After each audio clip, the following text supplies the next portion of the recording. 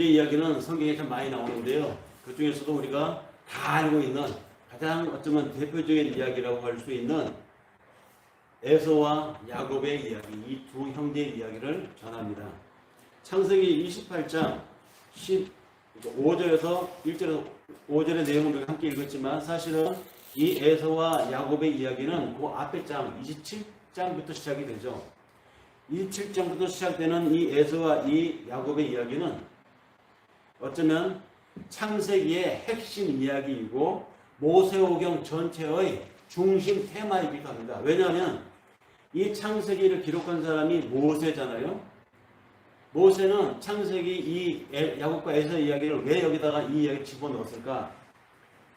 모세 입장에서는 그렇습니다. 출애굽을 해서 광야에 나왔는데 이들이 하나님의 약속 믿고 나왔지만 그 광야에서 어려움이 자꾸 닥치니까 흔들리는 것입니다. 우리가 여기 왜 나와있지? 나 지금 뭐 하고 있는 거야? 그랬을 때 그들에게 그 믿음을 다시 한번 다지기 위해서 우리가 이 광야에 왜 나왔는지, 우리를 여기까지 인도하신 하나님이 우리와 무슨 관계가 있길래 여기로 인도했는가? 이제 가야 할 약속의 땅이 저긴데 이 중도에 이 광야에서 우리가 흔들리면 안 되잖아요. 그래서 모세가 그들의 조상, 이 믿음의 조상에 대해서 이제 언급을 한 것입니다. 믿음의 조상이 누구냐? 물론 아브라함부터 시작되지만 혈육적인, 핏줄적인 연결은 야곱에서부터죠. 왜냐하면 야곱의 12아들부터 이스라엘이 시작되었으니까. 그런데 그 이스라엘의 시조인 야곱이 누구냐? 그 야곱의 이야기를 이 에서와 야곱의 27장의 이야기부터 시작을 풀어나가는 것입니다. 그렇기 때문에 여기에 에서와 야곱의 이 이야기는 창세기의 중심 이야기일 뿐만 아니라 모세 전체 사건 이야기의 핵심이 된다는 이야기입니다. 그래서 많은 신학자들은 창세기에 27장, 28장 언급되어 있는 에서와 야곱의 이 이야기를 들어서 지금 인류가 겪고 있는, 부딪히고 있는 종교 분쟁의 근원으로 이 구절을 찾기도 합니다. 두 형제가 태어나기 전부터 경쟁을 했다고 합니다. 그래서 뱃속에서부터 너무 이 두 형제가 싸우니까 이 태를 지니고 있었던 어머니 리브가가 하나님께 기도를 했어요. 하나님, 이게 웬일입니까? 아이들이 왜 뱃속에서부터 이렇게 싸우고 있죠라고 기도를 했더니 하나님이 응답을 줬는데 뭐라고 줬냐면 두 민족이 네 뱃속에서 지금 싸우고 있다. 그런데 두 민족이 네 뱃속에서 싸우는데 큰 놈이 작은 놈을 섬길 것이다. 이렇게 하나님의 응답을 주었다는 것이죠. 리브가한테.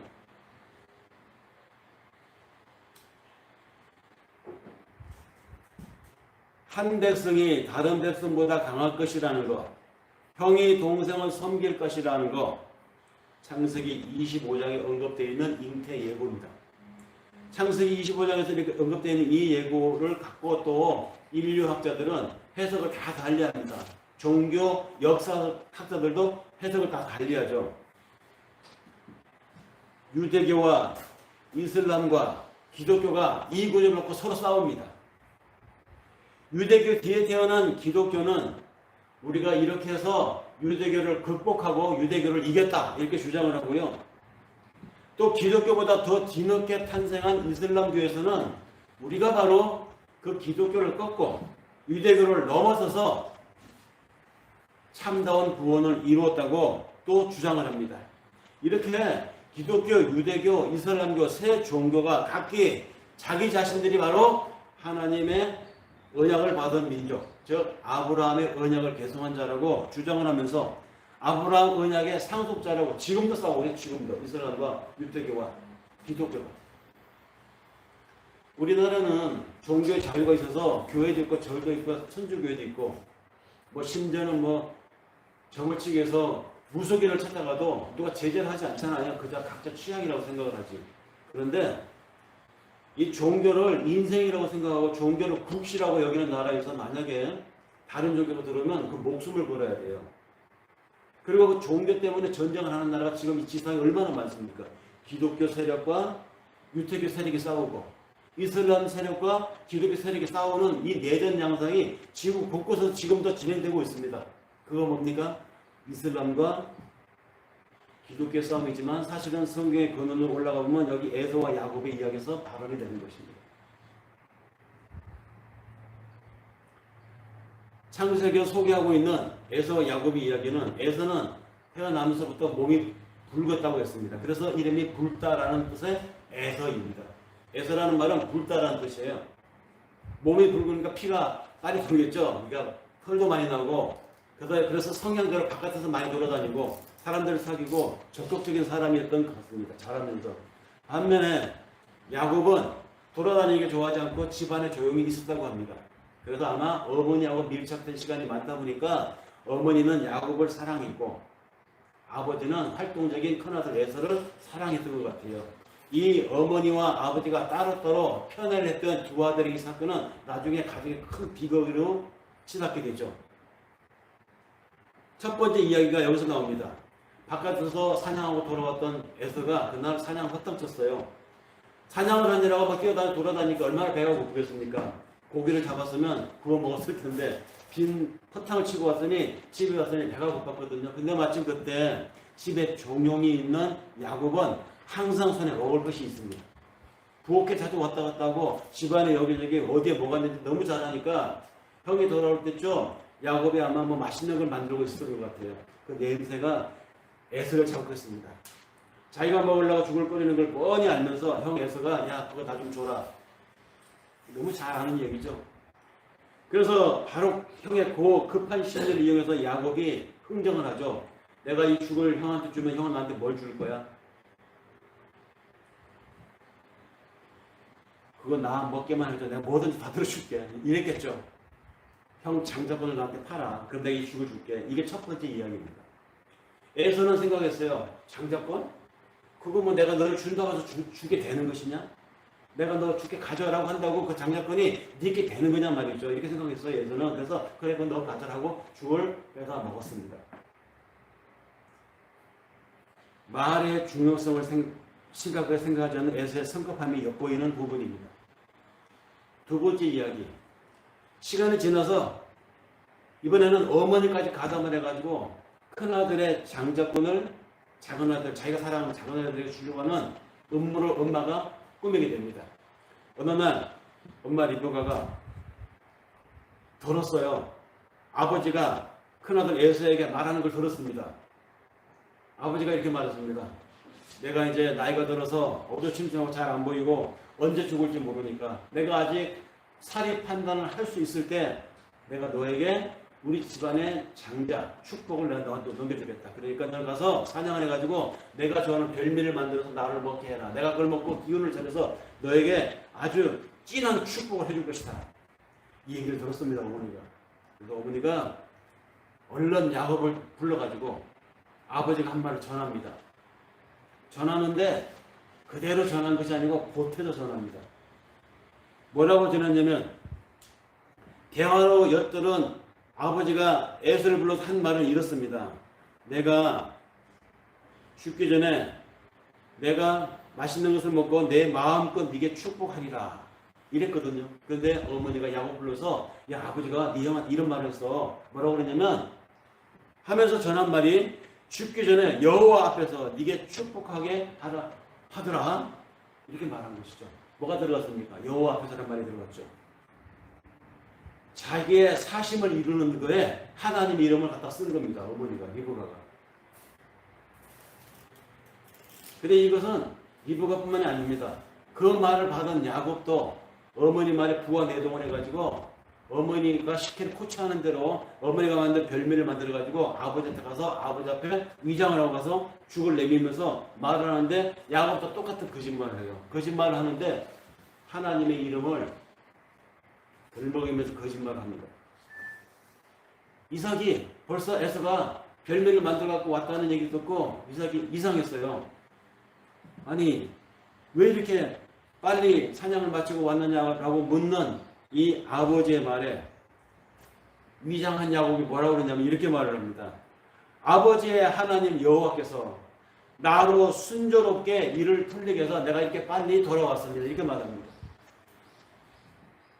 아버지 하나님 여호와께서 이 말을 첨가해가지고 야곱도 하나님의 이름을 자기의 사심을 이루는 데 사용하는 것이죠.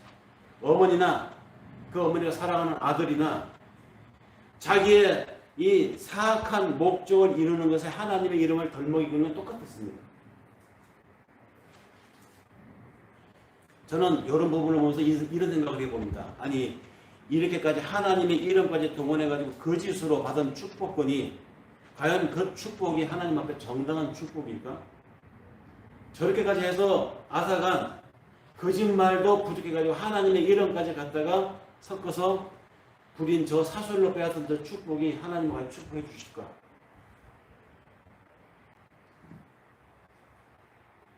아버지를 속인다는 것에 대한 가책 같은 것은 야곱에는 없었을까요? 적어도 야곱은 3번 정도는 아버지 앞에 진실을 밝힐 기회가 있었습니다. 아무래도 미신쩍었던 이 이삭이 죽을 받으면서 찜찜했거든요. 아닌 것 같은데, 아닌 것 같은데, 아닌 것 같은데. 그러면서 묻습니다. 내 아들아, 가까이 와. 네가 정말로 에서인지 한번 만져봐야 되겠다. 눈이 어두우니까 촉감으로 판단하겠다는 것이죠. 근데 이미 거기에 대한 대비를 하고 갔잖아요. 야곱이. 만져봤습니다. 에서인 것 같아요. 그러고 미신쩍어. 또 한번 묻습니다. 음성은 야곱의 음성인데 손은 에서의 손인데 이상한데 이때 야곱이 진실로 말을 했으면 되는데 또 놓쳤어요. 시침 뚝 됐습니다. 그래도 미심쩍어 하는 이삭이 다시 한번 묻습니다. 네가 정말로 내 아들 에서냐? 라고 물었을 때 야곱은 거짓말을 천연덕스럽게 네, 내가 바로 아버지 아들 에서입니다 라고 아주 천연덕스럽게 거짓말을 했죠. 3번이나 진실을 밝힐 기회가 있었지만 그는 시침에 뚝 대고 하나님 앞에 아버지 앞에 거짓말을 했습니다. 이런 야곱의 행태를 구약의 정의를 외치고 구약에서 하나님의 뜻을 외치는 예언자들은 어떻게 봤을까요? 좋게 보지 않았습니다. 자기 민족의 조상 시원인데도 불구하고 야곱을 굉장히 비판을 합니다. 그 비판하는 예언자들 중에서도 호세아는 이 야곱의 이 행태를 굉장히 격렬하게 비판을 합니다.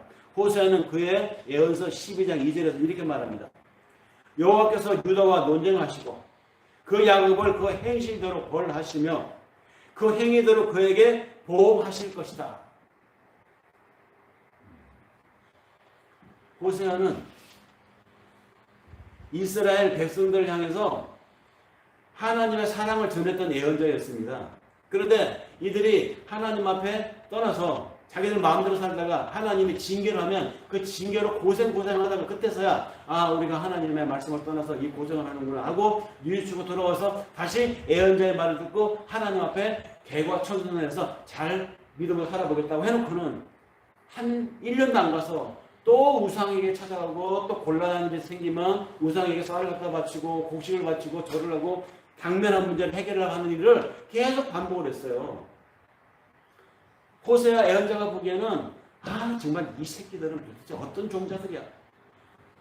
야곱이 그랬거든. 자기들의 시조인 야곱이 바로 그랬습니다. 그 씨들이 어디 안 가는구나. 이스라엘아. 이 거짓말을 반복해서 일삼는 이 종자들아. 그래서 그 종자들, 그 이스라엘 백성들을 향해서 비판하는데 그 당대의 이스라엘 백성들을 비판할 뿐만 아니라 그들의 시원자인 야곱까지 그 소급을 해가지고 비판하는 것입니다. 그 야곱을 하나님이 그 행위대로 보응하시기를 원하노라. 이 말은 너희 이스라엘 너희 이따위로 살면 정말 하나님이 보응할 거야. 하나님이 누군데? 이 얘기입니다. 속임수의 대표적인 본보기로 자기의 조상 야곱을 들어서 비판을 한 것이죠. 야곱이라 하는 이름 자체가 발 뒤꿈치를 잡고 나온 자라고 해석을 하지 않습니까? 그런데 히브리어 사전을 보면 속이다라는 말이 있어요. 속이다라는 말을 히브리어로 하면 그 사전에 야코프입니다. 야코프. 아마 야곱이라고 하는 이 인물의 별명이 여기서 나오지 않았나 싶어요. 속이는 자, 속이는 인생. 호세아 예언자가 보기에 야곱은 속여서 이긴 사람이었습니다. 그래서 형을 피해서 도망간 불쌍한 도피자로 호세아 예언자를 보았던 것이죠. 이런 걸 보면 여러분들 이 부분을 읽으면서 그런 생각 들지 않습니까? 아니 하나님이 도대체 그런 축복을 허락했을까? 아니 그 속임수를 하나님 허용을 했을까? 당신의 이름까지 동원한 그 거짓말로 받은 축복을 하나님이 옳다고 보았을까요? 그렇게 해석하는 어떤 설교를 제가 들은 적이 있습니다. 야곱과 에서의 이 이야기를 놓고 하나님의 축복, 하나님의 언약은 그만큼 중요하기 때문에 속여서라도 싸워서라도 사기를 쳐서라도 그 천국 통행권은 우리가 확보해야 된다. 아니 어떤 목사님은 이렇게 설교하는 분도 있습니다. 그만큼 하나님 앞에 우리가 받아야 될 축복은 중요하기 때문에 집요하게 그만큼 형을 속여서라도 아니 눈먼 아버지를 속여가면서까지라도 집요하게 하나님께 우리가 구하고 가면 봐라 이렇게 장자권을 쟁취하지 않느냐. 기도의 집요함을 강조할 때 이 형제 이야기를 들어서 설교하기도 합니다. 그런데 하나님은 그런 하나님 아니에요. 그렇게 해서 그 허용하는 하나님 아닙니다. 왜냐하면 창세기 18장 19절에 하나님은 어떠한 분이냐, 하나님 왜 아브라함을 택했느냐라는 이야기가 나오는데 거기 보면 하나님 이렇게 말씀하십니다. 내가 아브라함을 선택한 이유는 그가 자식들과 그 자손들을 잘 가르쳐서 나에게 순종하게 하고 바른 일을 행하도록 가르치라는 뜻에서 내가 아브라함을 택했다. 이렇게 말씀하셨어요. 다시 말해서 아브라함을 믿음의 주장으로 선택한 이유는 바르게 살게 하기 위해서. 바르게 사는 것이 뭐냐? 하나님을 선택하는 것. 하나님을 선택하고 살아가는 민족이 어떤 민족이어야 하느냐? 거짓말하면 안 돼요. 그래서 시편 101편 7편에 보면 이런 말을 합니다. 거짓을 행하는 자는 내 집 안에 거주하지 못할 것이요 거짓말을 하는 자는 내 목전에서 서지 못하리라. 하나님의 믿음으로 살아가는 민족 중에 왕이었던 다윗이 고백했던 내용입니다. 이런 신앙, 이런 하나님이에요. 근데 어떻게 거짓말이 허용이 될 수가 있겠습니까? 그럼에도 불구하고 당장에 목적에 눈이 어두워진 어머니 리브가와 야곱이 협잡을 해가지고 마침내 이삭을 속이고 그 집안의 장자 축복을 얻어냅니다. 축복의 요지는 다른 것이 아닙니다. 여러분들이 20장을 읽어보셔서 아시겠지만 이삭이 눈이 멀어서 장자의 축복을 야곱에게 주는데요. 뭐 여러 가지 이야기를 하지만 요약하고 줄이면 핵심은 두 가지입니다. 첫째로 재물에 대한 축복이었고 두 번째는 권력에 대한 축복이었어요. 네가 뭐 이슬이 하늘에서 내리고 그걸로서 오곡백화가 일어나서 네가 많은 재산을 얻으리라 뭐 등등등에서 시작한 재물에 대한 축복을 해주었고 그 다음에 열 백성이 너를 섬길 것이고 모든 나라가 너를 섬길 것이며 네 어머니의 자손들도 너를 섬길 것이다. 권력을 축복해 줬습니다. 그러니까 재물과 권력을 축복해 준 것이죠. 나중에 들에서 돌아온 에서가 통탄을 합니다. 동생이 어머니가 자기를 따돌리고 자기가 받아야 될 마땅한 축복을 가로챘다는 것을 알고 동생을 죽이려고 하죠. 형제의 살벌한 분위기가 이 집안에 한동안 이어집니다. 나중에 너무너무 걱정이 된 어머니가 아버지 이삭을 설득을 해가지고 이렇게 말하죠. 이대로 뒀다가는 큰 놈이 언제 이 작은 놈을 해칠지 모르니 이 작은 아들을 저 멀리 내 오빠 집에 좀 있게 해야 되겠습니다. 세월이 지나서 많이 안 보면 감정은 무뎌질 것이고 그때 다시 보면 되지 않겠습니까? 그렇게 해서 이삭도 동의를 하고 그래서 야곱이 어머니의 추천에 따라서 먼 곳에 있는 외삼촌 집으로 도피의 생활을 시작합니다. 가서 잠깐만 가 있어. 내가 이 살벌한 이 집안 분위기에서 내가 두 아들을 잃을 수도 있는 이 위기에서 내가 할 수 있는 게 이건데 내가 너를 그곳에 보내니까 거기서 잠깐만 있다가 와. 그런데 그렇게 간 야곱의 그 여행길이 다시는 어머니를 보지 못하게 됩니다. 정말로 사랑하는 아들이었는데 자신의 사심으로 자신의 욕심으로 작은 아들에게 아버지의 축복을 이어지게 하려고 했던 이 어머니의 이 욕심이 그렇게 해서 벌린 이 일이 정말로 사랑한 자기 작은 아들 야곱을 그 뒤로 그가 죽는 날까지 보지 못하는 일이 되어버렸어요. 나중에 야곱이 언제 돌아옵니까? 22년이나 지나서 돌아오게 됩니다. 어머니는 죽을 때도 야곱을 보지 못했습니다. 외삼촌 집으로 도망갔던 야곱은 거기서 철을 얻고 4명의 철을 얻고 거기서 많은 자손을 거느리고 재산도 얻어서 이제 22년이 지난 후에 우여곡절 끝에 큰 부자가 되어서 집으로 돌아오게 되죠. 집으로 어머니가 있는 곳, 아버지가 있는 고향으로 돌아오는 길에 이상한 소문을 듣게 됩니다. 형 에서가 장정 400명을 거느리고 자기가 오고 있는 쪽으로 오고 있다는 것입니다. 야곱이 얼마나 두려웠겠어요. 22년 전에 그 일을 형이 아직도 지금 아니 20년도 넘은 세월인데 아직도 형이 나를 무서웠습니다. 그래서 고민합니다. 걱정이 막 산을 이룹니다. 야곱은 대책을 세웁니다. 골머리 대책을 세웁니다. 일단 자기가 가지고 있는 재산 중에서 가장 보기 좋고 실해 보이는 가축들을 뽑아가지고 일단에 한 무리를 만들어서 형에게 보냅니다. 보내면서 이것은 동생이 형을 위해서 준비한 예물입니다 라고 형에게 사실상 뇌물적인 것을 보내게 되죠. 보내고 나서도 마음이 놓이지 않아서 야곱다운 그 다음 수순을 또 밟습니다. 자기가 가지고 있는 가족들과 이끌고 있는 가축들을 두 대로 나눕니다. 그래서 두 대로 나눠서 한 대는 저 뒤에 아마 자기가 가장 아끼고 좋아하는 가족들은 맨 뒤에 뒀을 것입니다. 그리고 만약의 경우 습격을 당해서 몰살을 당해도 괜찮은 족속들을 그 앞쪽에다 아마 세웠을 것입니다. 그게 두 대로 나눠서 한 대가 몰살을 당해도 나머지 한 대는 한 대가 몰살 당하는 동안에 도망가라고 두 대로 나눠서 준비를 시킵니다. 치밀한 야곱이었습니다. 만약의 사태까지 대비한 비상대책까지 세운 야곱이었습니다.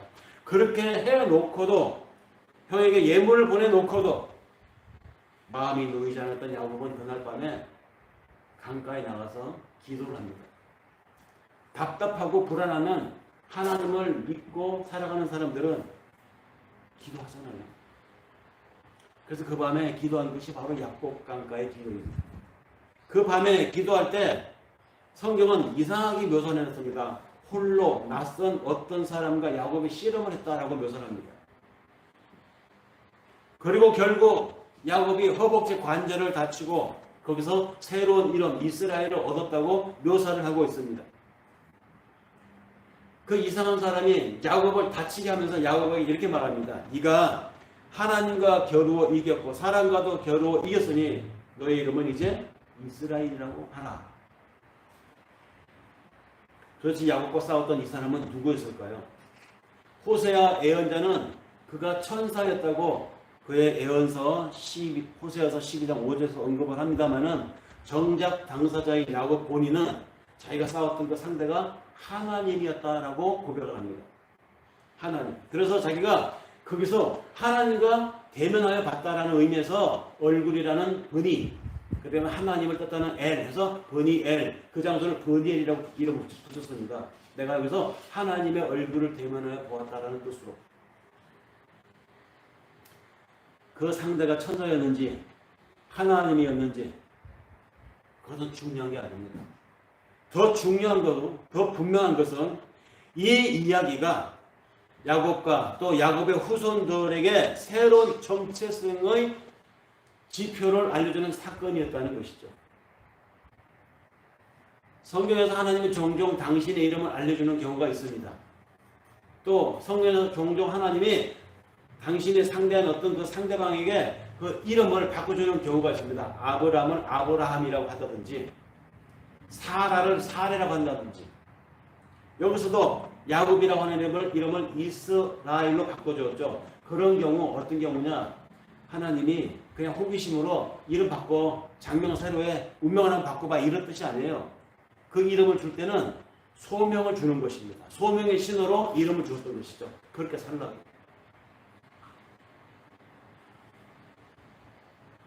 야곱은 그날 밤의 기도 사건 이후로 더 이상 다른 사람의 발꿈치를 잡는 존재가 아니라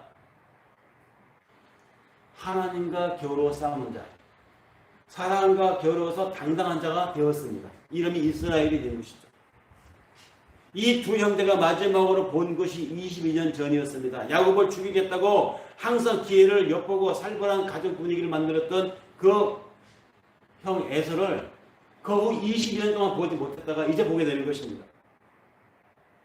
사람들은 흔히 에서를 생각할 때 그가 털이 많고 몸이 붉은 색깔이 돼서 성격이 급하고 좀 폭력적이라고 생각을 하는 경향이 있는 것 같아요.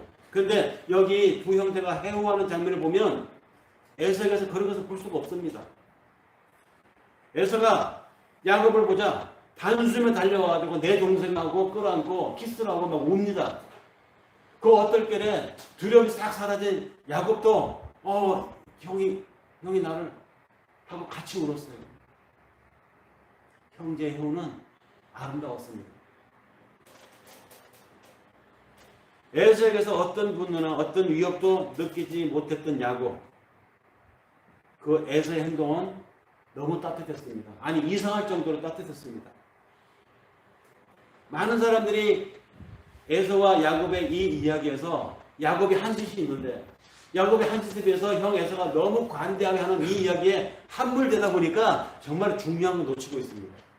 정말 이상한 것이 있는데 그 이상한 것을 잘 발견을 못하는 것 같아요.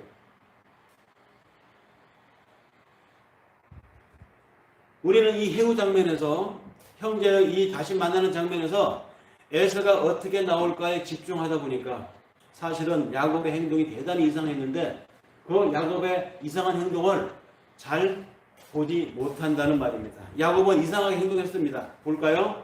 그의 모든 가족들이 야곱과 함께 형 에서 앞에 나옵니다. 그리고 야곱이 먼저 에서 앞에 나가서 몸을 굽히고 7번이나 절을 합니다. 몸을 굽혀서 절을 하기를 7번을 했는데 그 7번씩 세트로 3번이나 했다고 합니다. 그런데 그것을 야곱만 한 것이 아니고 야곱의 온 가족들이 레아, 라헬, 야곱의 12아들들이 전부 다 그렇게 절을 했다는 것입니다. 7번씩 곱하기 3세트로. 그러면서 사용하는 언어도 이상했습니다. 5번이나 야곱이 에서를 가리켜서 나의 주님, 나의 주인님이라는 뜻이겠죠. You are my master. 그것을 5번이나 말을 하고요. 그리고 자기 자신을 가리켜서 스스로 나는 에서 당신의 종입니다. 이렇게 표현을 합니다. 2번이나. 5번이나 나의 주님이라고 표현하고 2번이나 나는 당신의 종입니다라고 표현한 이 야곱의 이 행태는 이상하지 않습니까?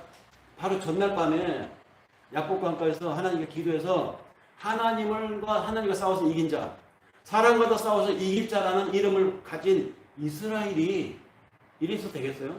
오히려 형 에서가 야곱을 향해서 당신은 나의 주님입니다. 나는 당신의 종입니다. 해야 맞지 않습니까?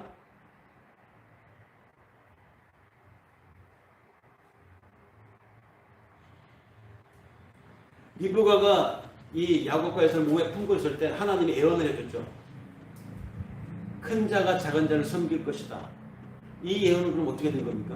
이것도 안 맞잖아요. 지금 이 야곱의 행태를 보면.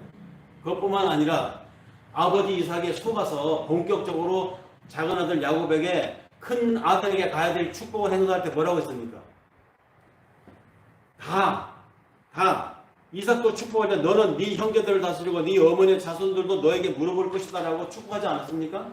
근데 이게 어떻게 된 것입니까? 다 다르잖아요. 좀 맞지 않잖아요.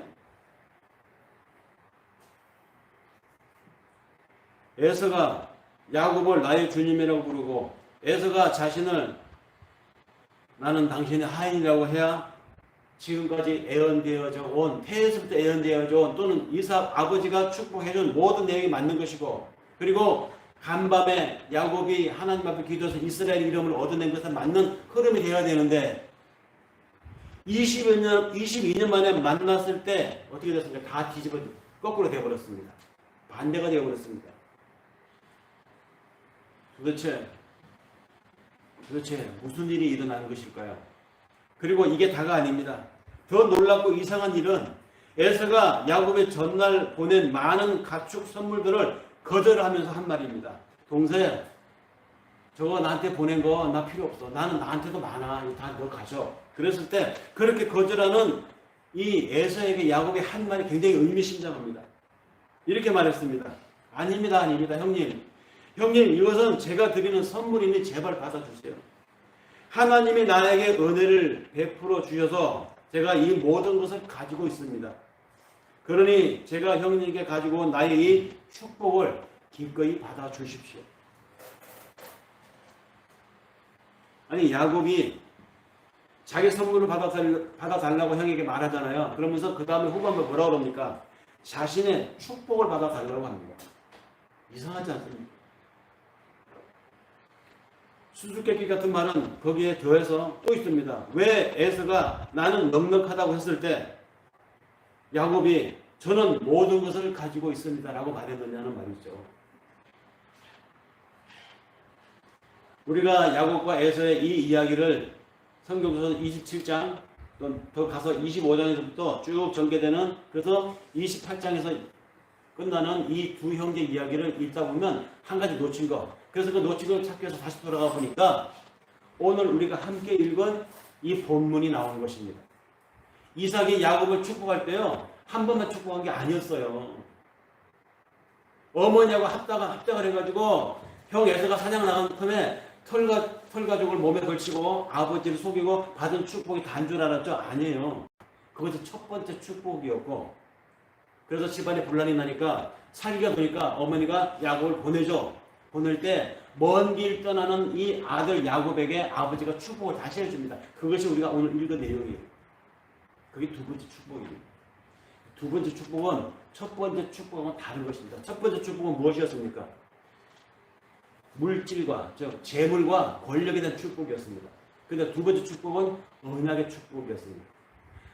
내가 너에게 축복하노니 네가 내 아버지 아브라함이 하나님으로 받았던 가나안 땅에 대한, 약속의 땅에 대한 축복을 네가 받았고 받을 것이고 네 자손이 늘어나고 거기서 너희가 들어가 살기를 원하노라. 이거 아브라함의 축복이잖아요. 이삭이 누굽니까? 아브라함의 아들이잖아요. 아브라함의 축복을, 아브라함의 가나안 땅 약속권을 이삭이 받았어요. 이스마엘이 안 받고 이삭이 받았습니다. 그런데 이삭이 지금 자기의 두 아들 중에서 야곱을 향해서, 먼 길 떠나는 야곱을 향해서 그 내 아버지의 축복을 네가 이을 것이다 라고 지금 말해준 것입니다. 여기에는 야곱이 속인 것도 아닙니다. 이삭도 에서인 줄 모르고 준 것도 아니에요. 야곱인 줄 알고 주었고, 이삭도 속이지 않았습니다. 속일 필요도 없었죠. 먼 길 떠나는 아들에게 준 두 번째 축복이 바로 이 약속의 축복이었습니다.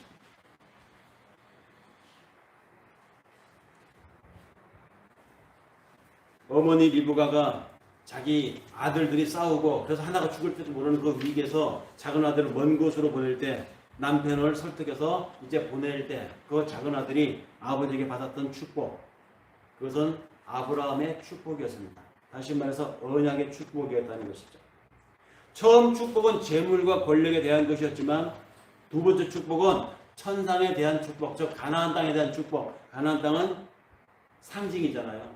하나님의 나라. 하나님의 나라에 대한 축복이었다는 것입니다. 그것은 하나님이 아브라함 자손들에게 땅을 약속한 5번이나 약속했던 그 약속 언약이었습니다. 하나님은 이스라엘 족장들에게요, 한 번도 다른 나라를 침탈해서 땅을 넓혀라 라고 했든지, 또는 다른 나라를 다스리라고 했다든지 권력에 대한 약속을 하신 바가 없습니다. 재물에 대한 약속을 하신 바가 없어요. 다시 말해서 하나님의 언약은 재물이라든지 권력이라든지 이런 거하고는 상관이 없다는 것이죠. 그것은 이스라엘이 가야 할 길이 아니었다는 말입니다. 야곱에게 자기 아버지 아브라함으로부터 주어진 하나님의 언약을 이어갈 사람이다. 그게 바로 너다라고 이삭이 두 번째 야곱을 향한 축복에서 약시켜 주었습니다. 야곱이 에서에게서 가르친 축복은 원래 에서의 것이었어요. 야곱의 것이 아니었습니다. 야곱에게 다른 축복을 하나님이 따로 남겨두고 있었던 것이죠. 그것은 아브라함의 언약을 이어갈 축복이었습니다. 그 축복을 위해서 더 이상 야곱이 변장할 필요도 없었고 아버지를 속일 필요도 없었습니다. 따지고 보면 야곱의 인생 전반기를 보면요, 야곱은 다른 사람이 가진 것을 갖고 싶어 했던 욕망의 세월이었습니다. 다른 사람이 가지고 있는 것, 자기한테는 없는 것, 그 다른 사람이 가지고 있는 것을 갖고 싶어 했습니다. 그래서 다른 사람이 되고 싶었어요. 그 욕망으로 살았던 세월이었습니다. 야곱은 에서가 되고 싶었습니다. 에서의 자리, 장자 자리를 차지하고 싶었습니다. 그래서 태안에서부터 어머니 뱃속에서부터 싸웠고, 에서가 결국 먼저 나가자 그 억울함을 참지 못해서 에서의 발 뒤꿈치를 잡고 따라 나왔던 사람이 야곱이었습니다. 그리고 이 사람의 인생 전반이 그런 삶을 살았습니다. 에서의 장자권을 쭉 한 것으로 살려고 그래서 그런 짓을 벌였고, 더 나가서 에서의 옷을 입고 에서를 변장해서 형의 장자권을 뺏고 싶었던 것입니다. 가로채려했던 것입니다. 눈먼 아버지가 묻자 내가 바로 에서입니다라고 천연덕스럽게 거짓말까지 그 욕망을 이루고 싶었던 것이 야곱의 전방의 삶이었습니다. 하나님은 우리를 향해서 다른 복을 준비하고 계신데 우리 마음속에 솟아나는 다른 욕망들이 있습니다. 그 욕망이 때로는 정도를 벗어나게 만듭니다. 야곱이 그러다는 것이죠. 다른 사람이 되고 싶었던 것입니다. 22년의 세월이 지나면서 야곱은 자기가 형한테서 빼앗은 그 축복, 그것이 자기 것이라고 여기고 열심히 재물을 모았고 열심히 다른 사람 위에 올라서려고 지휘하는 사람이 되려고 애를 썼습니다. 그리고 그것을 반드시 하나님이 이루어 주실 것이라고 믿고 살아왔습니다. 고이 간직하며 살아왔던 축복권을 생각하며 살았다는 것이죠.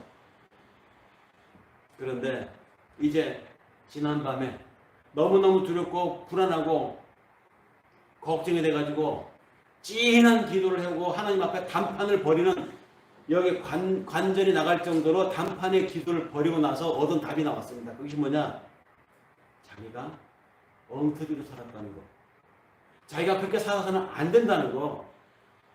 자기가 헛된 목표를 가지고 헛된 욕망에 따라서 살아왔었다는 것을 그가 지난밤 기도에서 알게 되었다는 것입니다. 이제야 자기 것이 아니라 그 축복이 향해야 했던 사람에게 그 축복을 도로 돌려주어야 되겠다는 생각을 이제 하게 된 것이죠. 그래서 내가 가진 모든 것이 형님의 것입니다라고 말한 것입니다. 전날 밤에 일어났던 그 실험의 의미는, 그러니까 야곱이 자기 자신의 실존적 진실과 싸웠던 실험이었어요. 왜 사는지, 내가 이렇게 살다가 하면 나중에 어떻게 될 것인지, 내가 지금까지 악전 그것도 하며 사람까지 속여가며 심지어 외삼촌까지 속여가며 내 세상을 이루어왔던 지금까지 모든 삶을 돌아보니 너무너무 오염되어 있고 너무너무 욕망 덩어리의 삶이었고, 이래가지고 내가 형에게 얼마나 큰 비수를 내가 꽂았던가, 이래가지고 가정이 풍비박산나고 나는 나대로 형은 형대로 남은 가족이 찢어져가지고 이렇게 살아서 이게 다 나의 욕심이 만들어낸 것이었구나. 이거를 그 밤에 약국강가에서 전날 밤에 기도로 그가 뉘우친 것입니다. 그것을 뉘우치니까 야곱이 이스라엘로 바뀐 거예요. 아마 그날 밤 기도 때 하나님이 야곱에게 준 메시지는 이것이었을 것입니다. 이제 과거에는 네가 에서가 되려고 싸웠다. 그러나 이제는 너는 너 자신과 싸워야 한다. 과거에 너는 에서의 발꿈치를 잡으려고 싸웠다면 이제부터는 너는 하나님의 손을 잡으려고 싸워야 할 것이다. 아마 이 메시지가 그 야곱강과 밤을 새워서 싸웠던 하나님과의 실험에서 하나님 주신 메시지가 아닌가 싶습니다. 그 메시지를 야곱이 깨달은 것이죠. 이제는 에서로부터 벗어나서, 욕망으로부터 벗어나서 하나님 앞에서 자기 자신과 투쟁하는 사람으로 선자, 이게 바로 이스라엘입니다. 그러니까 그제서야 그렇게 되니까 야곱이 비로소 하나님의 얼굴을 대면할 수 있었다고 하지 않습니까? 브니엘. 그 지경이 되니까 자기가 누구인지를 알게 되었고, 그 지경이 되니까 자기의 고유한 삶의 이유가 자신의 고유한 이름이 무엇인지 알게 된 것입니다. 왜 사는지 이유를 알게 된 것이죠. 앞으로 어떻게 살아야 될 것인지 명확한 방향이 나온 것입니다. 지배하는 자가 아니라 섬기는 자로, 내 영광이 아니라 하나님의 영광을 위한 자로 살아야겠구나. 이게 야복 강가에서 야곱이 깨지고 얻은 하나님의 메시지였습니다. 거기서 야곱이 아니라 이스라엘이 되었습니다. 이것이 창세기를 통해서 주시는 하나님이 우리에게 주시는 메시지이고, 이것이 우리를 향하신 구원의 메시지이기도 합니다. 야곱이 만났던 그 하나님, 그 이름을 이스라엘로 바꿔주었던 하나님, 우리 인생에서, 우리 살아가는 삶의 현장에서 하나님 또한 우리에게 너의 욕심과 싸움이라고 인생을 낭비하고 에너지를 소모하지 말고 하나님의 영광을 위해서 이제 방향을 턴해가지고 살라. 이 메시지를 경험하고 야곱의 심정을 절감하는 우리가 되기를 바라면서 이 말씀을 전합니다. 기도하겠습니다.